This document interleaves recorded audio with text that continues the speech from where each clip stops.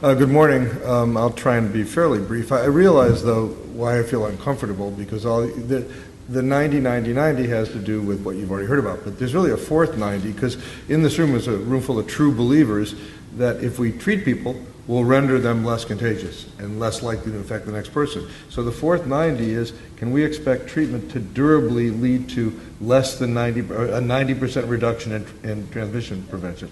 So there's a fourth 90. That's one thing that made me kind of uncomfortable. I don't have the three other 90s. I got my own 90. And the other thing is that because there will be 4 presentations about the 052 study, which is now over, so everything that has been said before this is all interim. Now the final results will be presented. This will be mostly like a preview to a television show. The television show will be 2:30 to 3 on Monday afternoon by myself and Dr. Eshelman about the final results, which I don't believe I'm allowed to say them right now without losing everything. Okay, so the 052 study, as you'll recall, was a randomized controlled trial to look at 2 issues. One, would we see reduced transmission from an infected index person to their sexual partner? And 2, would we see improved health of the person who started ART earlier? And the median CD4 enrollment in the study was 446. There was an early or immediate arm where treatment was given, and a delayed arm where treatment was going to be given between CD4 count of 200 and 250. We screened more than 10,000 people in order to find 1,763 couples.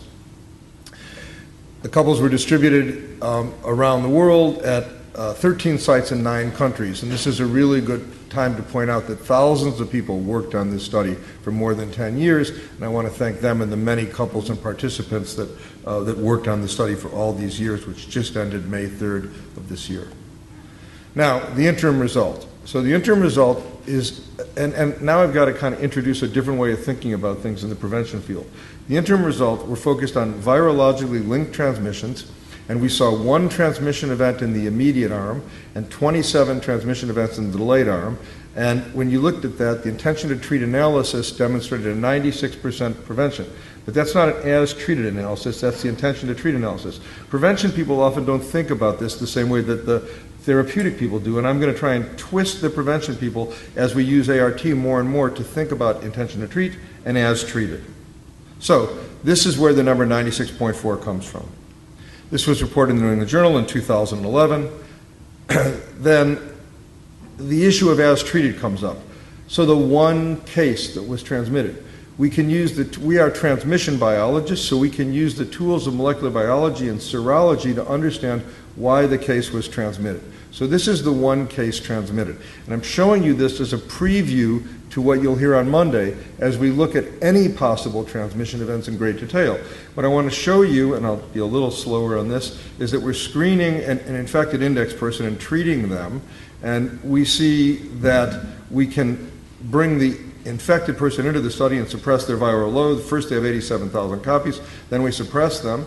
Then we have the partner, we're following the partner, we see a linked transmission event 85 days later. But when a transmission event occurs, it's usually less than 3 viral types that are transmitted. This transmission event was 1 virus, and using the tools available to us, we could predict that the transmission event occurred roughly on the day the partner entered the study, before viral suppression could take place.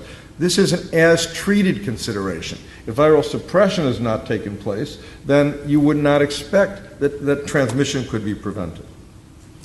We also reported the clinical benefits of early treatment. This is one of now 3 randomized trials that demonstrate that earlier treatment is better than delayed treatment. I'll skip that. Now, all of this, the transmission biologists who worked on this started in the 90s working on this. We did not anticipate this symposium today. We are privileged to have worked on a problem that contributed to so many other kinds of investigators working on this in a very different way, and we thank you for that. And this is an article written that just demonstrated how all these things changed related to the availability of compelling data, what we think is compelling data, that treatment serves as prevention. I'll skip that, Okay, so what happened next? In May of 2011, when we realized that we had stopped transmission of HIV, we immediately offered ART to everyone in the study. So all participants were offered ART, and that meant the delayed arm was going to get ART much more rapidly than might have been anticipated. But the study was developed to tolerate everyone in the delayed arm going on ART. It was anticipated that they would do that. So we could continue the study, and as I said, it was continued until 2015. So what are the kind of numbers available for the final analysis?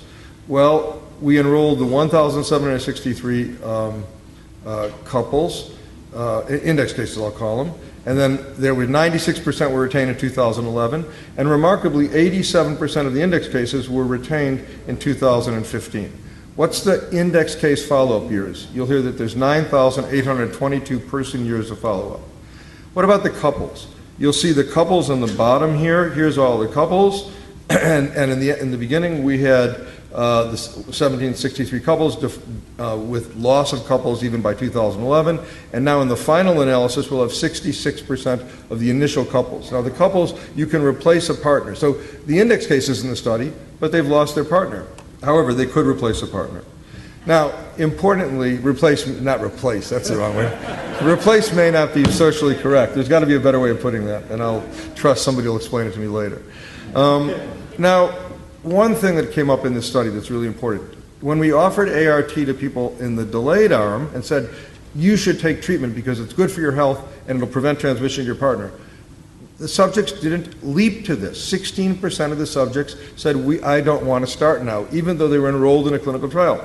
This belies a cultural problem. So when you get to 90-90-90, you need to deal, I believe, with the providers and the patients and society and point out there's an urgency to starting treatment. We've been talking about this for many years now. This is no different than hypertension or diabetes or any other medical condition, but we've created years and years of a message that there's no urgency.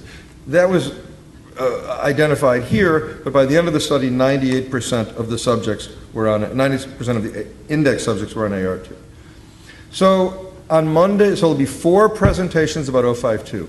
I've already told you I can't tell you the final result. I'll raise the question though. Will we exceed 90% of transmission in intention to treat? And what will happen as we do as treated analysis?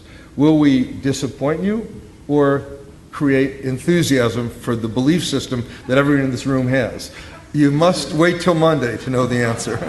So, is task prevention durable? Now we've got, I'll tell you, there's more than 5,000 additional couple years of follow-up. Does this stuff work or does it fail?